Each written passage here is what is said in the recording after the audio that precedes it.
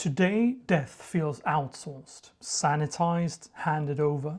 Funerals feel hollow and unhelpful, as though they solve nothing.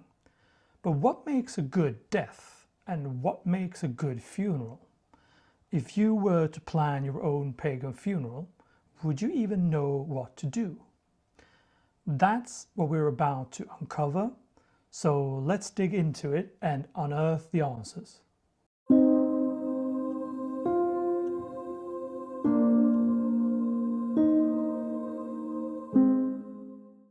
There's something deeply unsettling about the modern funeral. For many people, death has been absorbed into a religious framework that is not their own.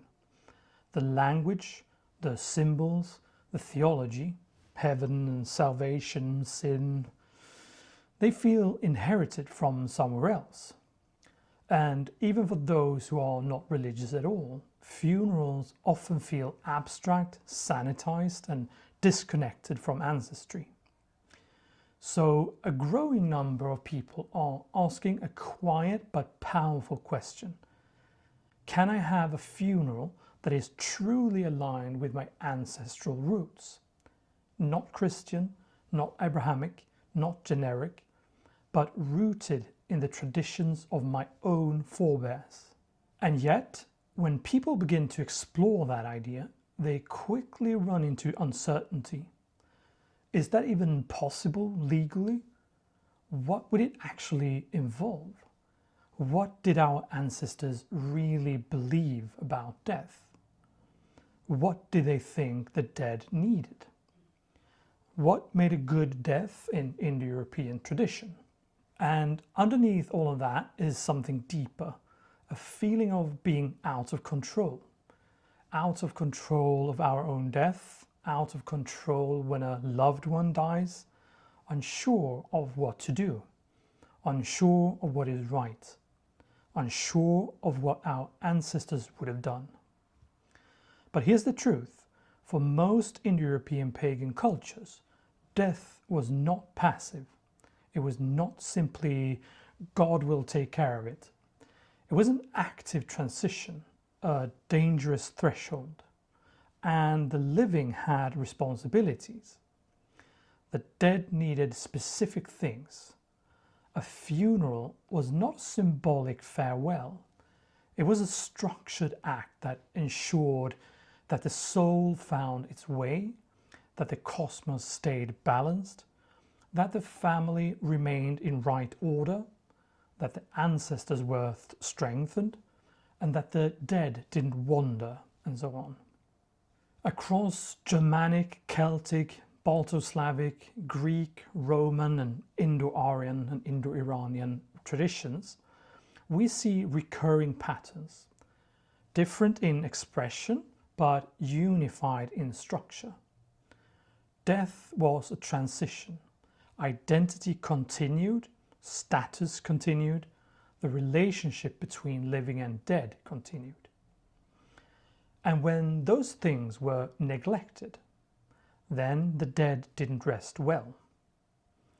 In this video, we're going to explore two things.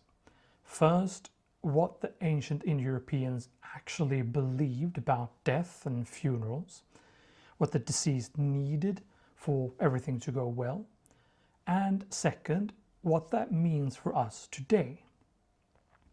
If you want a funeral aligned with your ancestral tradition, what would that actually entail? What is essential? And how can we reclaim a sense of agency when it comes to death? Death will come for all of us. The question is not whether we will have a funeral or not. The question is whether it will reflect who we are and where we come from. It's time we learn what an ancestral pagan funeral actually entails and looks like, and that we take control over our own departure. So let's plan our own pagan funeral, shall we?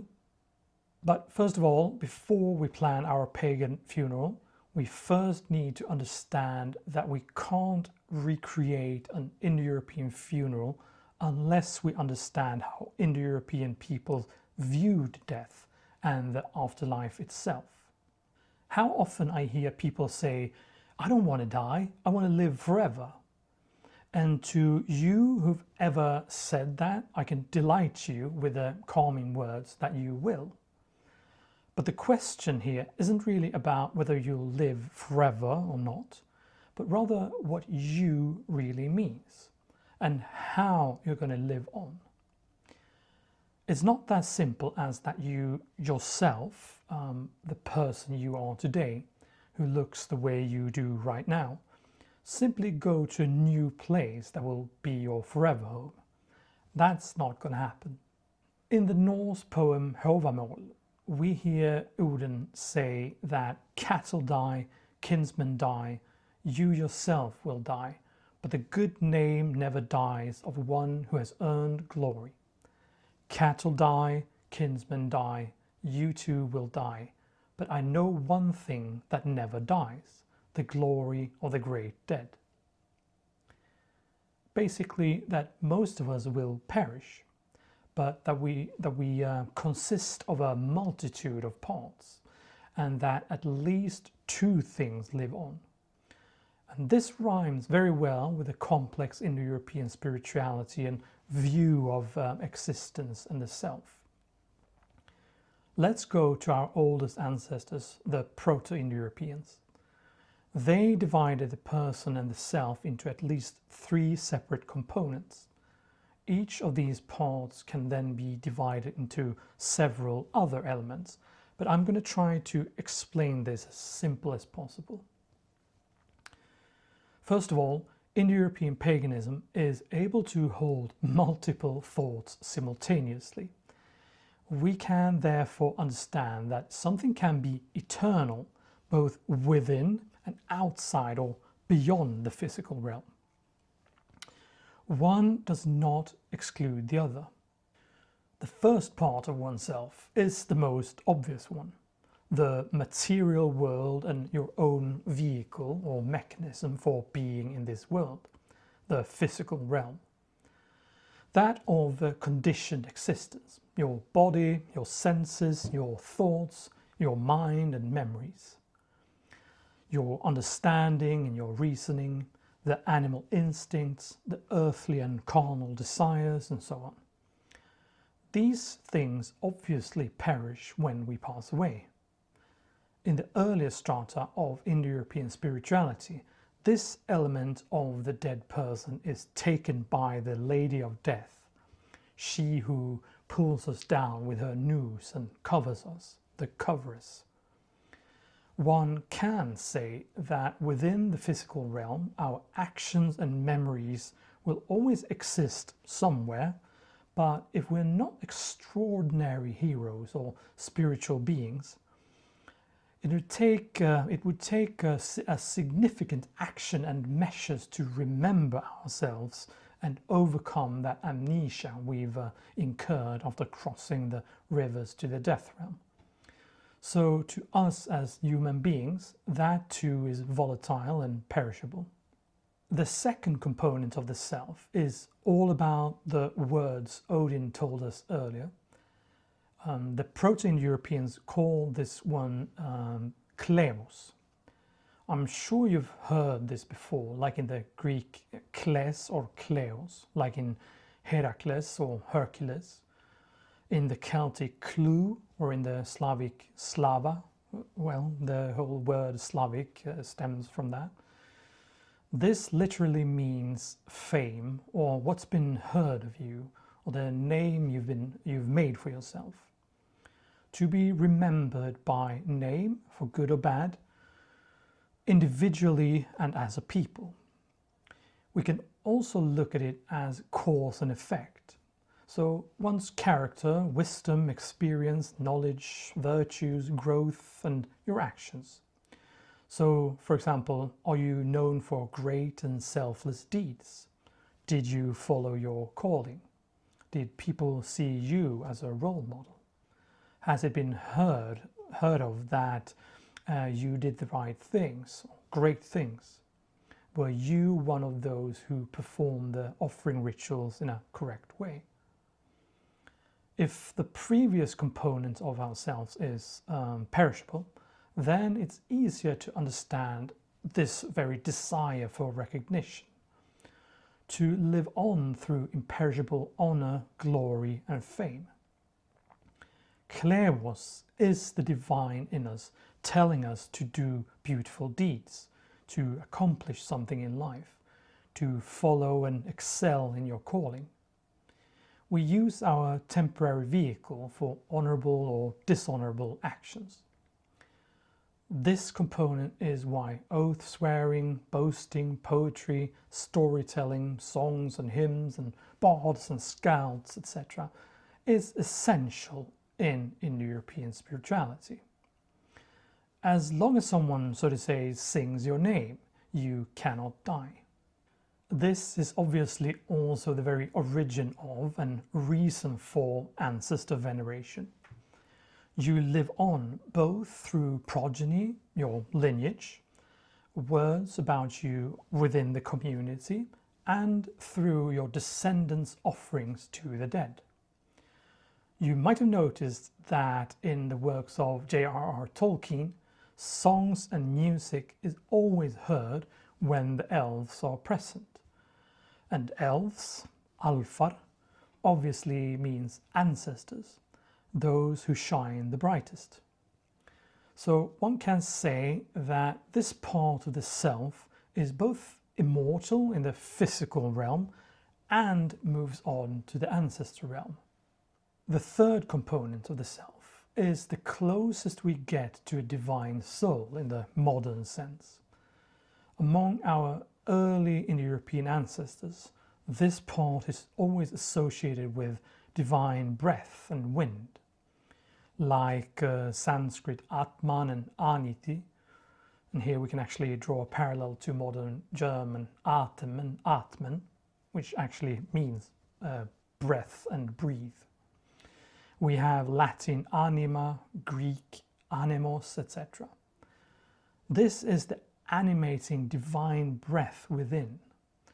So life equals breath and death equals breath leaving. So this is your personal little gust of wind in the ever-blowing giant storm, your little shard of divinity and your little twig in the world tree. So even if this divine breath or wind may dissolve and depart and be released from your temporary and physical self at your death, it is eternally eternal and may continue to blow through eternally many shapes, lives, energies, etc. Our birth and death aren't the creation or the end of it, but only a transmigration. We don't change the divine. This component can also simply become a part of the big breath itself. So this is also why we see so many powerful wind gods in Indo-European spirituality. In Rig Veda we hear that Vayu, the wind god, is the breath of the gods, the soul of the gods, and the animating principle, and therefore the germ of the world, the womb of the universe, and the embryo of existence, all like when Odin blows Und into Ask and Embla. So very simplified, we can say that we have one temporary and perishable component, that of conditioned existence, one component that's immortal within the physical realm and cycle of life and death, a component that's worth keeping immortal and which is kept immortal through remembrance, words, songs and veneration. And then we also have one component that consists of the animating force itself, the breath of life, the divine spirit. And put like that, and with our modern perspective, it's easy to fall into the trap of starting to grade these components and putting them in some kind of hierarchy. But it's not that simple. They all play their part, they all have importance, and they all need their own care and handling when we live and when we die. our ancestors viewed all liminal phases as demanding, difficult, and potentially dangerous. And that's why it's crucial with a well-designed and executed funeral. A pagan funeral is not about aesthetics, it's about function. It exists to put each part of the person in its proper place. And once we understand what happens after death in Indo-European thought, the structure of the funeral stops feeling mysterious. It becomes logical and necessary. And it becomes something we can consciously reclaim. So in these two parts, we'll go through each step at and after death, what happens with each part of us post-mortem, and what needs to be there and what needs to be done at each stage. That way you will see all functions and the full structure of a pagan funeral.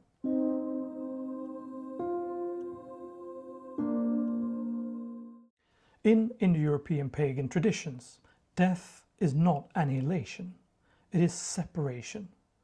A funeral exists to put each part where it belongs. And the expression pass away is actually very accurate and fitting here. One's lifespan is allotted or measured at birth, and one's life and fate is spun and woven into cosmic order. At the moment of death, the person's thread of life is cut off. This is when the divine breath or the life force leaves the body. Megin, prana, anima, pneuma, or whatever you want to call it. But like I said, the life force doesn't simply vanish. It departs from the body, but this is where the journey and the transition phase begins. Said person goes into a deep sleep. And our ancestors didn't believe in sin, but they did take spiritual pollution very seriously. This pollution rather meant something that wasn't in its right place at the right time. Death, for example, shouldn't be among the living. Both the liminal phase per se and the spiritual pollution was considered very dangerous and had to be acted upon immediately. Death has to be separated from life so that the pollution and disorder is taken away. So now we immediately have several things to do. Liminal phases are dangerous, so the death or the life thread cut has to be acknowledged straight away. A recognition that death has occurred, that the life force has departed, acknowledged preferably by both the closest family and the community. The deceased person's eyes have to be closed. Purification is needed, so washing of the body to minimize death's pollution. The body has to be physically separated from the living, so it has to be removed from the home. To make the death known, it was also very common that the deceased was lying in state on display, and initial lamentations took place. Prayers should then be spoken over the deceased, not the least to let the cosmos and divine know what's happened, and to encourage everything to actually leave the body. The spirit mustn't remain trapped between states. So the planning of the funeral ceremony also has to start immediately, if that hasn't already been done. Again, our ancestors wanted to minimize exposure to pollution, and they wanted all of the spirit to leave as soon as possible. So when it comes to how soon the person should be buried, that has varied a lot over time. There is no single fixed number, but we see recurring time structures. In some Indo-European branches, we see that it should be done within a day, sometimes within 3 days, sometimes within a few days. sometimes 7, and sometimes 9. Either way, delay has always been considered dangerous, and our ancestors strongly emphasized a prompt burial. So I'd recommend that a pagan funeral should take place within 9 days at most. In this part of the planning, the aspect of how to handle the body is also very important and frequently asked about. Again, there must be a separation, a purification, and the spirit has to leave the body fully. Whether cremation or inhumation is recommended has varied a lot with both time and geography. Fire releases, transforms, purifies, and conveys upward. Earth encloses, embraces, settles, and anchors. Cremation has often been widespread and prestigious, with the pyre symbolizing divine transition from this world to the next. Ashes were collected and buried in urns or mounds. Both inhumation and cremation are legal in many Western countries, but you'll have to look up where you're allowed to spread ashes if that's what you want. So, in practical terms, here's what you must prepare in this stage. Close the eyes, wash the body.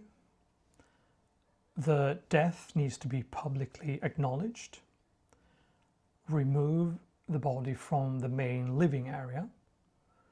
Decide if you want the body to lie in state on display. Prepare which prayers should be spoken over the deceased now, immediately. Purify the home the first time. Decide about cremation versus inhumation based on the wishes of the deceased. Begin the funeral planning immediately and set a burial date within 1 to 9 days.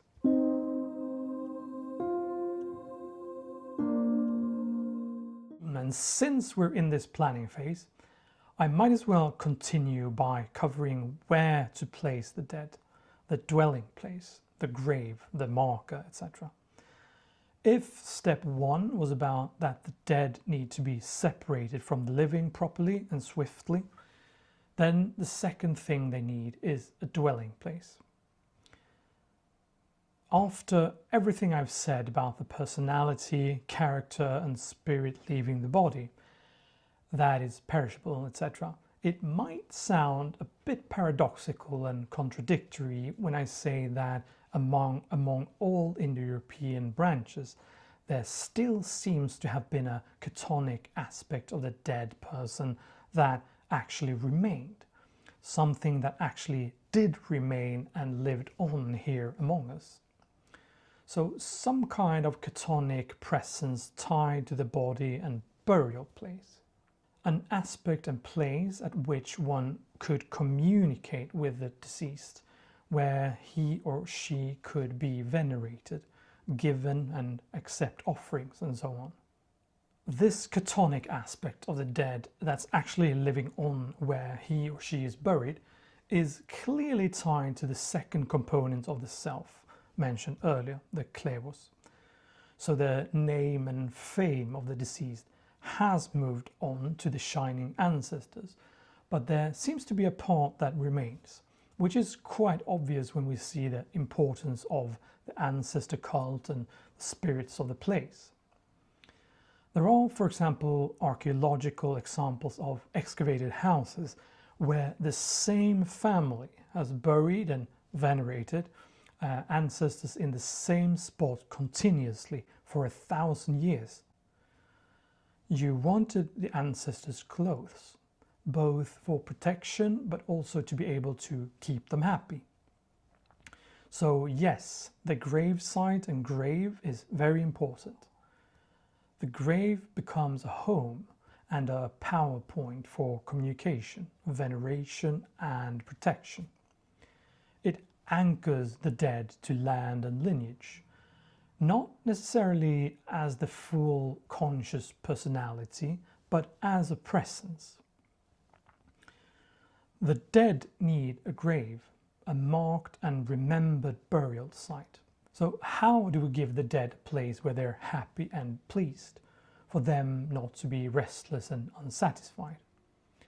Let's begin with a question I got about the grave site itself, and if there's a need for it to be within consecrated ground or hallowed or sacred soil. No, there is no evidence of a pan-Indo-European rule requiring burial in consecrated ground in the Abrahamic sense, or as some kind of salvation requirement. We do not see a priestly authority declaring land holy in order to guarantee afterlife. Any belief that burial outside sacred ground blocks entry to the afterlife, or any universal spiritual requirement to be buried in temple-blessed soil. This, however, does not mean that the burial place was unimportant. It was extremely important, just for different reasons. Across Indo-European branches, 4 recurring priorities appear. A. Proper boundary placement. I can't stress enough the importance of our ancestors' dislike of liminality and spiritual pollution. Graves and grave sites should therefore be clearly assigned to that purpose, clearly marked out and located where the living don't just stumble upon them. The grave sites were a portal and threshold between the living and the dead, between order and chaos, this world and the other world, and these things weren't taken lightly. So definitely on ground dedicated to that specific purpose, but not because it was a sacred soil or something like that. B. Ancestral proximity. Among Indo-European peoples, we see family mounds, clan barrows, lineage tombs, people buried in one's own house, etc. Closeness to kin matters deeply, and the priority was to be buried among your own people. The dead joined the ancestors not only metaphysically, but also geographically. The burial site itself becomes ancestral land. And as mentioned, the ancestors need us and we need them. So we should stay close to each other. C. Connection to land. Burials among Indo-European peoples tied the dead to the territory. A burial site was a claim of land, a marker of lineage continuity, and a political and spiritual anchor. The burial site strengthened and continued the bond between clan and landscape. It was ancestral ground. And then D, the importance of correct rites, not holy soil. We'll get to the correct funeral and veneration rites, but it must be highlighted here that a specific place isn't good mainly because it was holy or consecrated, but because of the proper rituals and offerings and that they are taking place there. It is the proper rites and proper appeasement that keeps the dead from becoming restless. This is also an integration into lineage memory. Where there's ash, there's honor, as I often say. Now, regarding the grave itself, I also got the question if kurgans or burial mounds were for everyone. The short answer to that is no.